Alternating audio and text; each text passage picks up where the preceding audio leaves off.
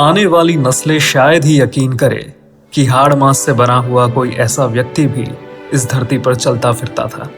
ये शब्द है महान साइंटिस्ट एल्बर्ट आइंस्टाइन के गांधी जी के लिए। और ये कोट पढ़ के ऐसा लगता है कि हाँ, विश्वास करना मुश्किल होता है कि भारत देश में क्या सच में मोहनदास करमचंद गांधी नाम के कोई व्यक्ति पैदा हुए थे। क्योंकि हमारा देश जिस तरीके से आगे बढ़ रहा है, मुझे नहीं लगता कि ये गांधी जी के सपनों का भारत रहा होगा। क्योंकि मानव सभ्यता को लेकर उनकी राय जरा हटके थी।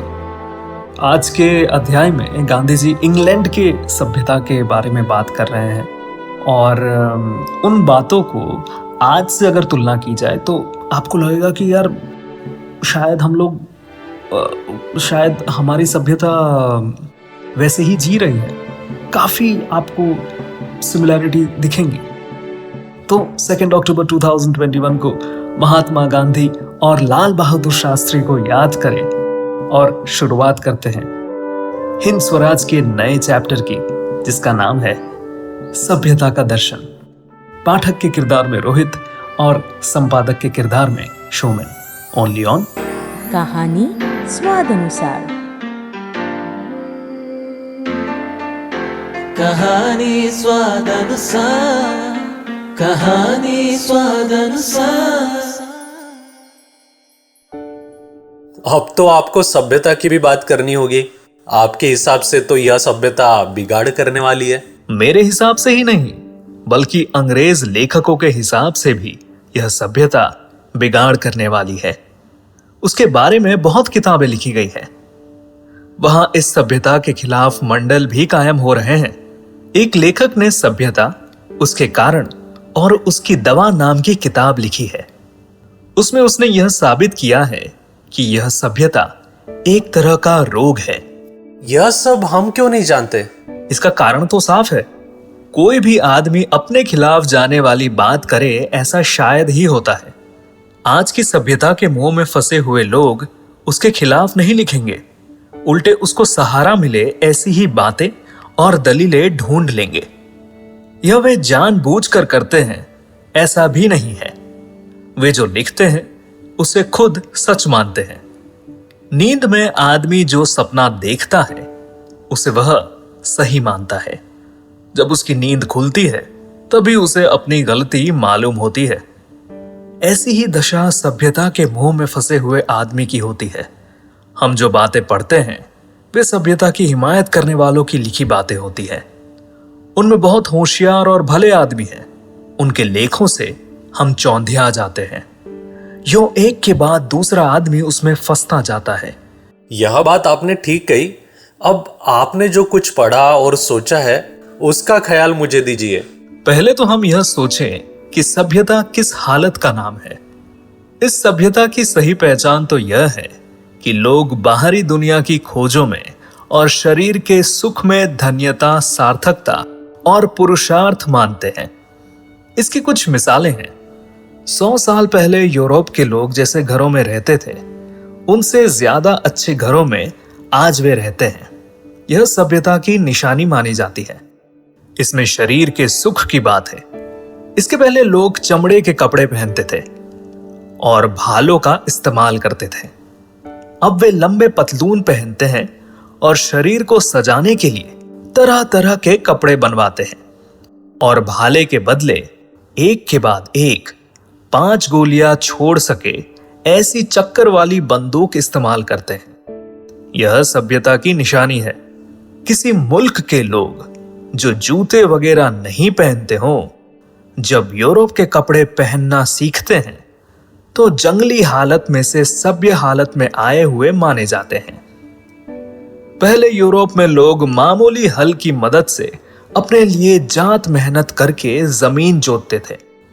उसकी जगह आज भाप के यंत्रों से हल चलाकर एक आदमी बहुत सारी जमीन जोत सकता है और बहुत सा पैसा जमा कर सकता है। यह सभ्यता की निशानी मानी जाती है। पहले लोग कुछ ही किताबें लिखते थे और वे अनमोल मानी जाती थी। आज हर कोई चाहे जो लिखता है और छपवाता है और लोगों के मन को भरमाता है। यह सभ्यता की निशानी है। पहले लोग बैलगाड़ी से रोज 12 कोस की मंजिल तय करते थे। आज रेलगाड़ी से 400 कोस की मंजिल मारते हैं। यह तो सभ्यता की चोटी यानी कि शिखर मानी गई है। यह सभ्यता जैसे जैसे आगे बढ़ती जाती है, वैसे वैसे यह सोचा जाता है कि लोग हवाई जहाज से सफर करेंगे और थोड़े ही घंटों में दुनिया के किसी भी भाग में पहुंच जाएंगे। लोगों को हाथ पैर हिलाने की जरूरत नहीं रहेगी। एक बटन दबाया कि आदमी के सामने पहनने के लिए पोशाक हाजिर हो जाएगी। दूसरा बटन दबाया कि उसे अखबार मिल जाएंगे। तीसरा बटन दबाया कि उसके लिए गाड़ी तैयार हो जाएगी। हर हमेशा नए भोजन मिलेंगे। हाथ पैर का काम ही नहीं पड़ेगा। सारा काम यंत्र से ही किया जाएगा। पहले जब लोग लड़ना चाहते थे तो एक दूसरे का शरीर बल आजमाते थे। आज तो तोप के एक गोले से हजारों जान ली जा सकती है। यह सभ्यता की निशानी है। पहले लोग खुली हवा में अपने को ठीक लगे उतना काम स्वतंत्रता से करते थे। अब हजारों आदमी अपने गुजारे के लिए इकट्ठा होकर बड़े कारखानों में या खानों में काम करते हैं। उनकी हालत जानवर से भी बदतर हो गई है। उन्हें शीशे वगैरह के कारखानों में जान को जोखिम में डालकर काम करना पड़ता है। इसका लाभ पैसेदार लोगों को मिलता है। पहले लोगों को मार पीट कर गुलाम बनाया जाता था।